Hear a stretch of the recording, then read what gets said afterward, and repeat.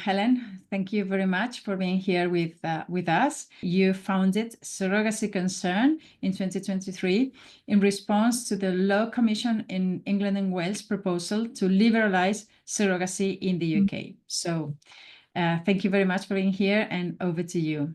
I founded Surrogacy Concern in 2023 in the immediate wake of the Law Commission for England and Wales, with the Scottish Law Commission publishing their plans which recommend the liberalisation of domestic surrogacy law in Britain, and plans which I, along with many other women and children's rights campaigners such as Stop Surrogacy Now UK, Nordic Model Now, Object, Women's Place UK, and many others, vehemently oppose.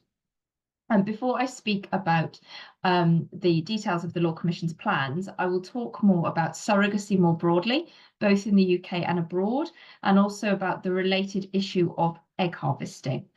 I'm going to assume most of you know a little or a lot about surrogacy, but I will recap briefly for anyone who might be coming to this issue slightly anew. Surrogacy is the practice of a woman becoming pregnant and her child being removed at birth to be handed away for others who may or may not be genetically related to the child. These people are known as commissioning parents and may be in a couple or single. And in the UK, single men have been able to obtain parental orders which confer legal parental status for surrogate-born children across the UK since 2019, and 95 single men have done so to date. More usually, surrogacy happens in exchange for payment in countries such as the US, Mexico, Colombia, Ukraine, Georgia, Belarus, where in the case of developing countries in particular, a woman's poverty and lack of choices is preyed upon, with surrogacy agencies brokering usually legally enforceable agreements. In some of these countries, the mother loses her rights to the child before the birth, as is the case in California and in Mexico City. And it is usual in countries which allow commercial surrogacy for the mother to lose her parental rights at birth, never be listed on the birth certificate, and have no ability to change her mind. Often the baby is taken from her straight at the point of delivery to the commissioning parents, who may be in the delivery suite or in another room, and the mother may not even see the child again or may not meet the commissioning parents. In the UK, Canada, and Australia, so-called altruistic surrogacy is permitted, with tens of thousands of pounds usually exchanged in expenses, and women on occasion using their own eggs. In the UK, the mother remains on the birth certificate until the granting of a parental order, which cannot be applied for by commissioning parents earlier than 6 weeks after the birth, but must be applied for within 6 months. We know of surrogate mothers in the UK who regret entering into surrogacy arrangements, and of examples across the world and here of women being pressured into it by family members. Now, you might ask why women agree to do this. And what we see time and time again is the surrogacy industry effectively grooming women out of understanding that they are the mother of their own child. They're told that in the case of gestational surrogacy, that they're not the mother, they're just the oven or microwave, which is, of course, to fundamentally misunderstand or even obscure the truth about how women's bodies make babies, and the bonding nature of pregnancy and childbirth, and the reciprocal nature of exchange of cells between a mother and child. We see women being told that they're doing something kind, miraculous, and beautiful, and even that they are privileged to have fertility. We have seen women trafficked for surrogacy and offered up for surrogacy by their own husbands, or pressured within families to undertake surrogacy for siblings. Many surrogate mothers simply do not understand they are the mother of their own child. Ignorance the surrogacy industry encourages and exploits. And this is all the more chilling when we consider new research published just last week by Queen's University, Ontario, which shows gestational surrogate mothers are at 3 times higher risk for severe pregnancy complications. In countries which allow commercial surrogacy, the law effectively views surrogate mothers as vessels with no legal rights and no say over their own bodies once surrogacy contracts are signed. In 2023, 513 parental orders were granted in cases of surrogacy in England and Wales. And while surrogacy is reserved to Westminster, the Ministry of Justice do not hold data on parental orders for surrogacy in Scotland or Northern Ireland, data which I have had to separately request from their governments and executives. And the Northern Ireland executive recently informed me they do not centrally record the numbers of parental orders for surrogacy there. And nor do the Westminster government break down the data they hold. So we cannot see the split between domestic surrogacy and those bringing a child into the UK, conceived and born abroad, to a mother in a commercial surrogacy arrangement. We estimate this to be around a 50-50 split. Globally, the surrogacy market is now worth an estimated $14 billion. This is projected to rise to $130 billion by 2032. Tens of thousands of children have been born to surrogate mothers since the large-scale development of the practice in the 1980s. Surrogacy now represents a global industry of baby buying, with a trade in babies, human embryos, eggs and sperm worth billions, and with millions of eggs in circulation. Surrogacy remains illegal in many countries in the world, but a growing minority of countries permit the practice. A bill is currently progressing in Uganda, which would regulate the practice and in principle allow for international commercial surrogacy in that country. And we understand the same is currently going on in Nigeria. In the UK, some cases here have gained notoriety in recent months, not least the case reported just this summer when a 72-year-old man was granted a parental order at the Sheriff Court on the east coast of Scotland for a 3-year-old boy born to a surrogate mother in the US in 2020. The boy's commissioning female parent was already dead from a stroke. The couple was 69 when the baby was born. In the newspaper, The Mail on Sunday recently, we were quoted responding to the news that 95 single men have applied for parental orders for surrogacy in the UK since 2019, and that 293 men over the age of 50 have applied for parental orders, with 43 of those men being over the age of 60. Surrogacy is growing rapidly and demand is increasing. Where we see one jurisdiction closing, another often opens. Ukraine is still operating despite the war, though numbers are down. So couples are now looking to Mexico and Colombia.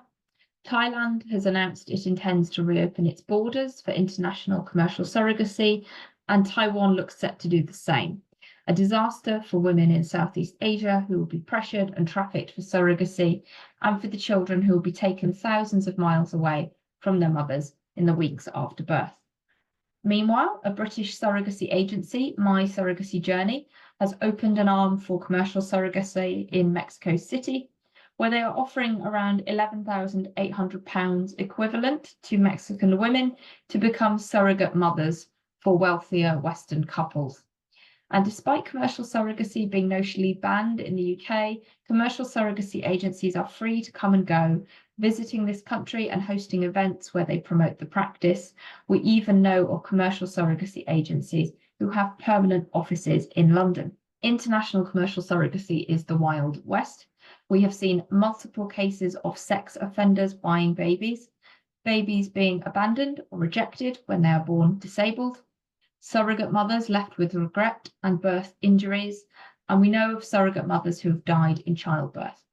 There is no international treaty against surrogacy, and while human trafficking is governed by the Palermo Protocol at the UN, surrogacy was not included within it during its development in 2000, leading to a lack of ability to prosecute surrogacy across international borders or categorise it as child trafficking. Meanwhile, in the UK, while commercial surrogacy practices are not allowed, altruistic surrogacy, so-called, is not. So-called expenses for surrogate mothers stand at an average of £15,000 per pregnancy. We frequently see women using their own egg in the pregnancy, meaning at the point of handover, women are giving away their own genetic child. In 2018, 5 cases of expenses over £60,000 per pregnancy were presented to the Family Court in England and Wales. And as I've said, we know of many cases of regret, coercion and pressure in the UK model, including cases of surrogate mothers fighting through the courts to get access to their own children later. Despite commercial surrogacy not being permitted in the UK, there is nothing to stop British people going abroad, buying a baby and then bringing them back to this country. If one parent is genetically related to the child, they are almost always granted a parental order thus circumventing Britain's ban on commercial practices. The UK government does not hold the data on the numbers of children brought into the country this way, or for domestic surrogacy cases where a woman uses her own egg. We see this as a failure of safeguarding and a child protection issue, which we have raised with all relevant government departments in Westminster. Provided there is one commissioning parent who is related to the child, a parental order is almost always granted by the courts. A new birth certificate will then be issued with commissioning parents' names listed as Parents 1 and Parent 2.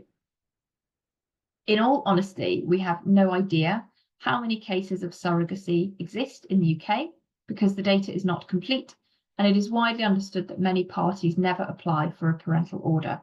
The NHS does not proactively track surrogate births, but the numbers are growing quickly and have more than trebled in the last decade as the practice becomes increasingly normalised and encouraged, both by celebrities and on social media, hovering around 450 to 520 per year. So who is doing this and why are they doing it? In the early 1990s, the numbers were small. Couples who could not have their own genetic children for reasons of infertility, usually caused by situations such as women having undergone chemotherapy or other treatments which damage their wombs or eggs.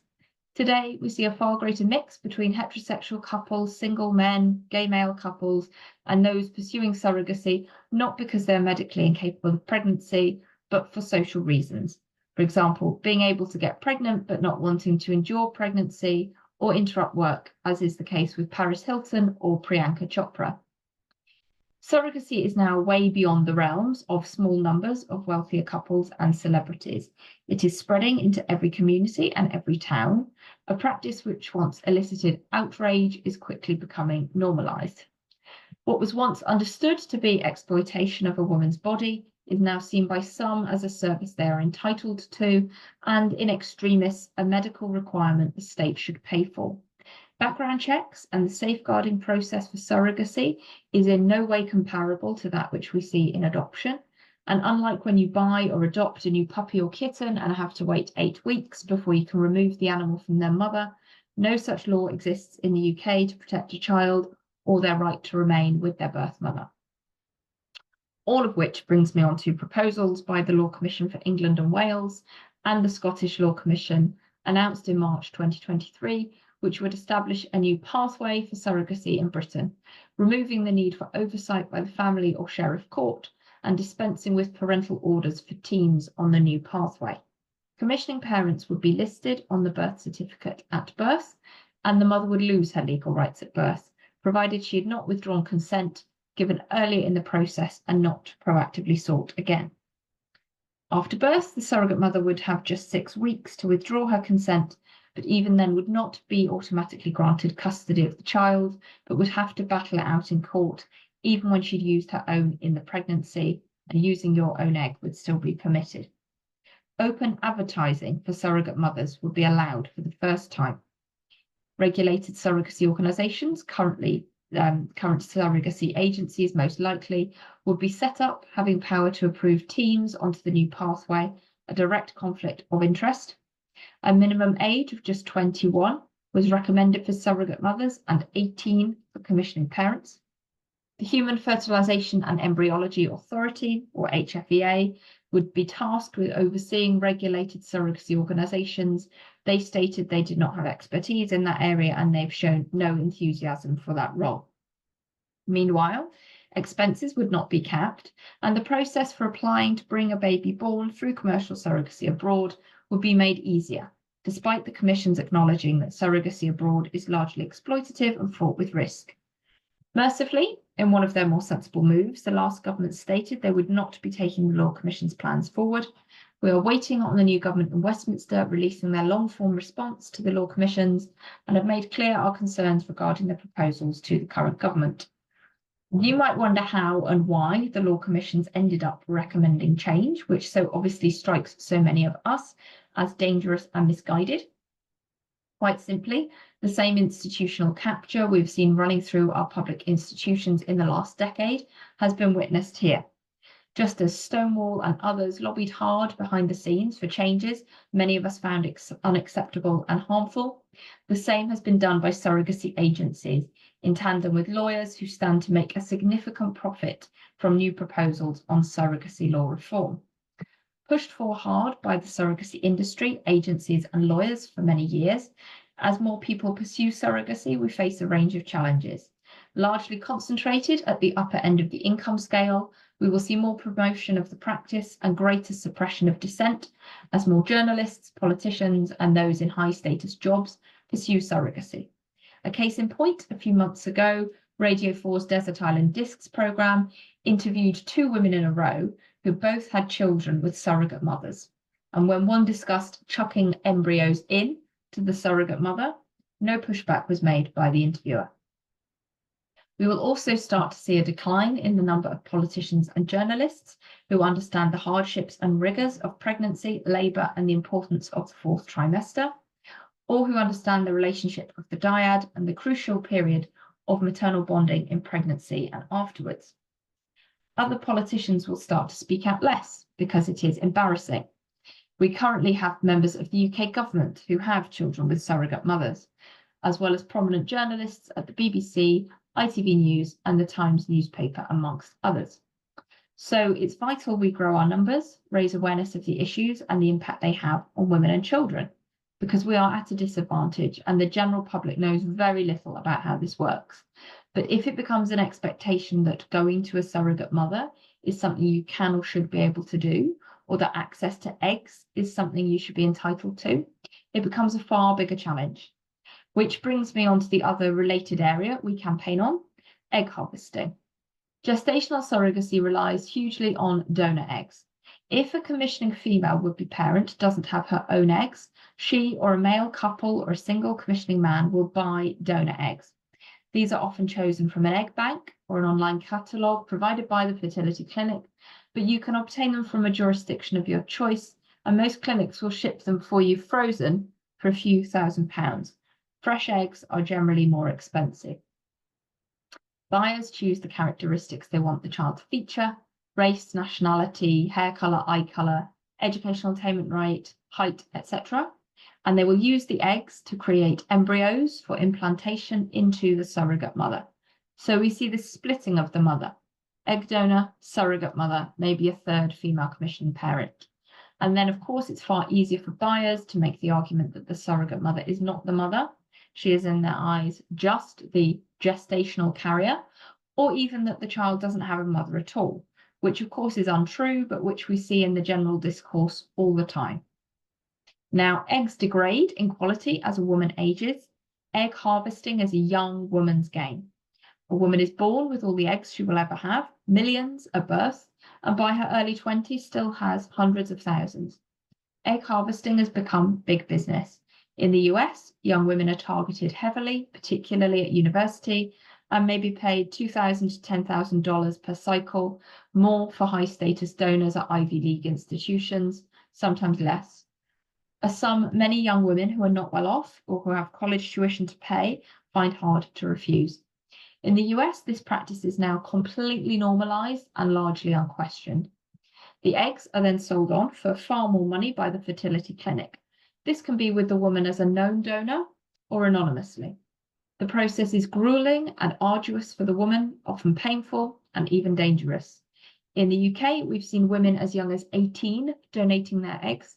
There is no requirement for the woman donating her eggs to have had her own children previously.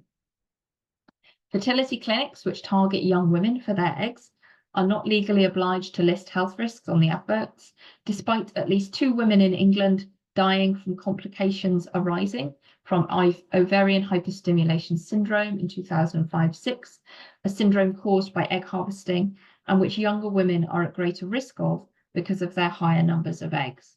We have drawn these issues to the attention of central government. Fertility clinics in the UK are allowed to reimburse expenses, that word appearing again, up to £985 per cycle from 1st of October this year. So that changed just this week. Women are allowed to undertake up to 10 donor cycles. Despite being able to claim nearly £1,000 per cycle, The Department for Health and Social Care and the Human Fertilisation and Embryology Authority tell us this is altruistic and will not act as a financial incentive to women to donate their eggs from a point of financial need or hardship. We are really concerned that this incentivises young women living in poverty or students to give up their eggs for money, actions which we believe many will live to regret, particularly as they get older. We also think the sum of £985 to women for their eggs is curious, standing as it does in contrast to male sperm donors who receive £35 for each sperm donation, rising to £45 per donation from October. The Department for Health and Social Care has confirmed to us that they have undertaken no research into the long-term risk of egg harvesting, and that adverts placed by fertility clinics asking women for their eggs do not have to list health risks. We have asked the Department for Health and Social Care to ban egg donor adverts, or say that at a minimum they must mandate that health risks be listed proactively on adverts, asking for women to donate their eggs, and that women under the age of 25 be prevented from donating. These requests have already been denied by the current government. This is bad enough. But where this takes a more sinister turn is when we find out that the Scottish Government, who equalised access to IVF on the National Health Service in 2016, has since 2021 been targeting women as young as 18 for their eggs and young men their sperm via publicly funded adverts on social media, the radio, and in public buildings.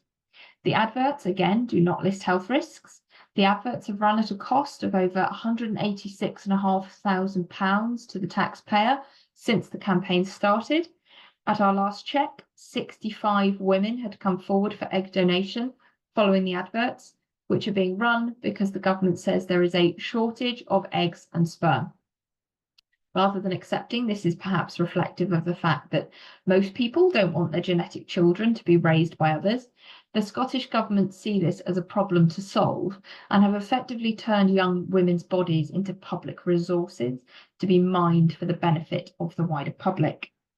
The Scottish Government do not hold data on the sex of the people who are asking for eggs, so we don't know if 18-year-old girls are having their eggs harvested largely for the benefit of older men, though we are certainly very concerned at this possibility. And the Scottish Government confirmed to us this summer that, like the Department for Health and Social Care, they have not seen or commissioned research into the long-term health impact on women of harvesting their eggs. The adverts are designed to prey on women's kindness and altruism. Perfect for the Be Kind era, the adverts speak of love, joy, and hope. I should stress just what a major departure this is and just what a breach this is. We're not aware of any other government in the world targeting its own young people in this way.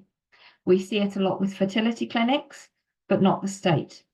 It's supremely ironic that over a year ago, the Scottish Government apologised for their role in historic forced adoptions, but at the same time was pushing women and men to donate their gametes. We are in truly dystopian territory here.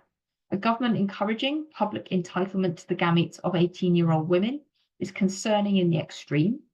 We have written to the last 3 Cabinet Health Secretaries in the Scottish Government, the current First and Deputy First Minister, the former Scottish Conservative leader, the current Scottish Labour leader, the UK Government and every MP in Scotland to inform them of the campaign, the dangers and our objections, to no avail.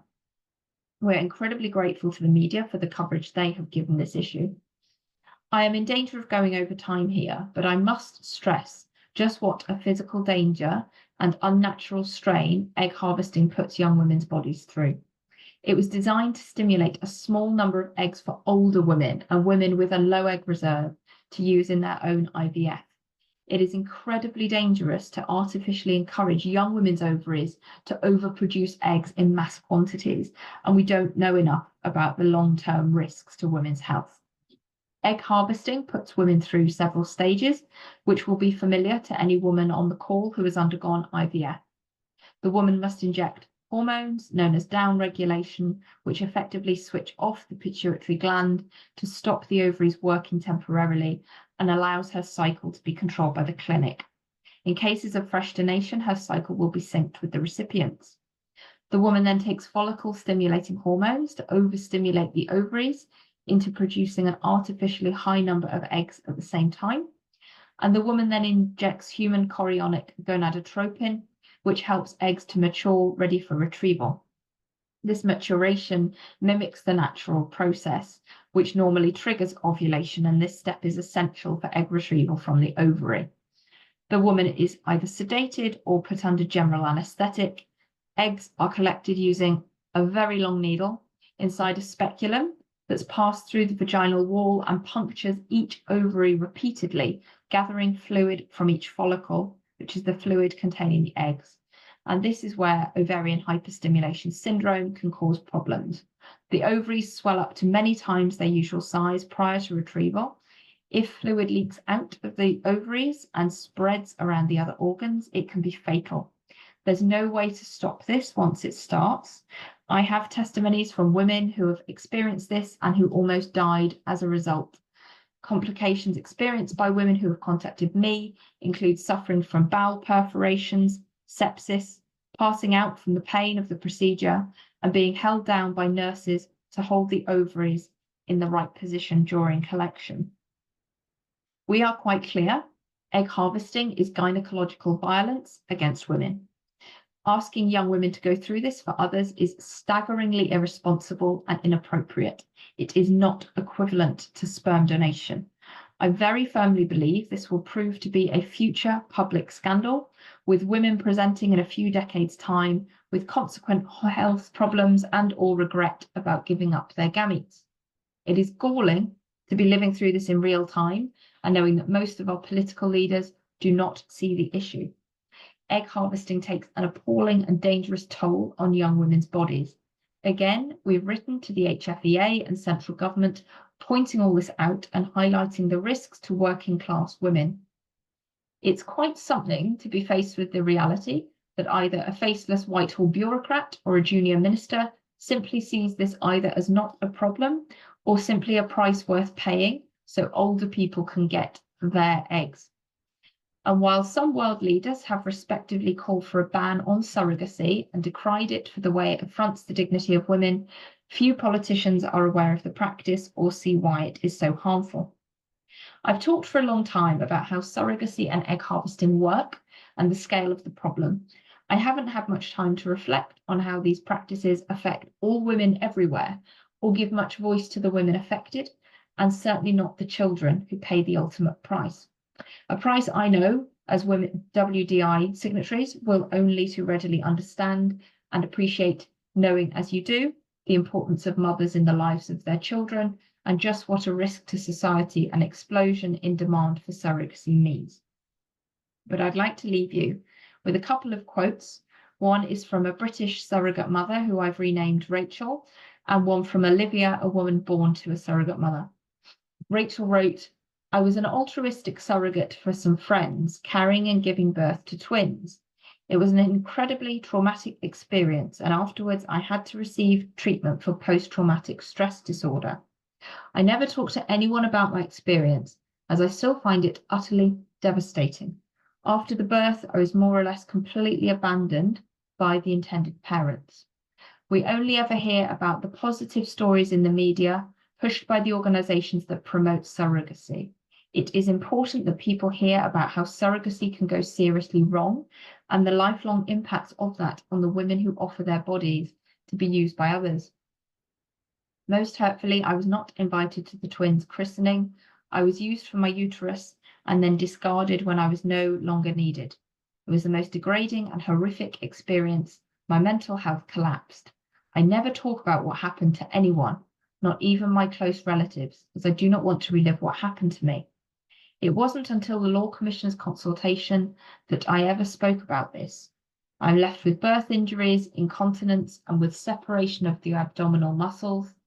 I'm now completely against all surrogacy, both commercial, which is completely immoral in my view, and altruistic unpaid surrogacy.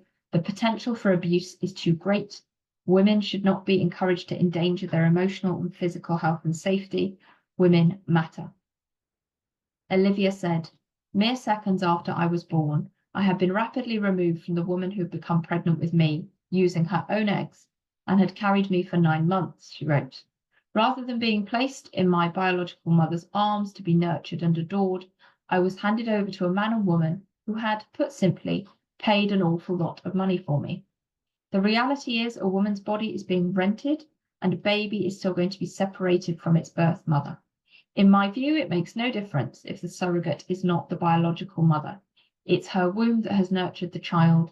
It's her voice the baby has heard in, day out, as it grows within her. It's her scent that will soothe the child. It is her they feel bonded to. I'm unable to stay silent while I still struggle with the traumatic legacy of surrogacy.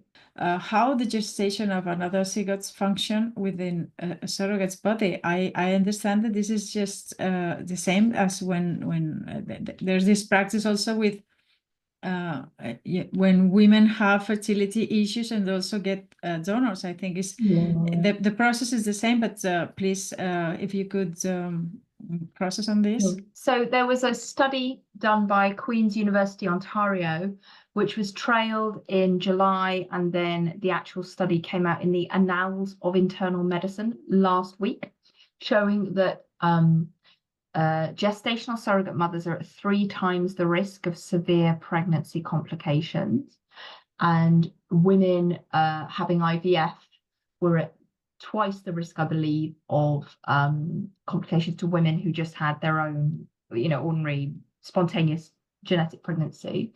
We think the reasons are with the surrogate mothers, when you're using an implanted embryo that isn't related to you, the body is more likely to reject it because it's not your own genetic material. A bit like with organ donation, where you have to take tablets to suppress your immune system.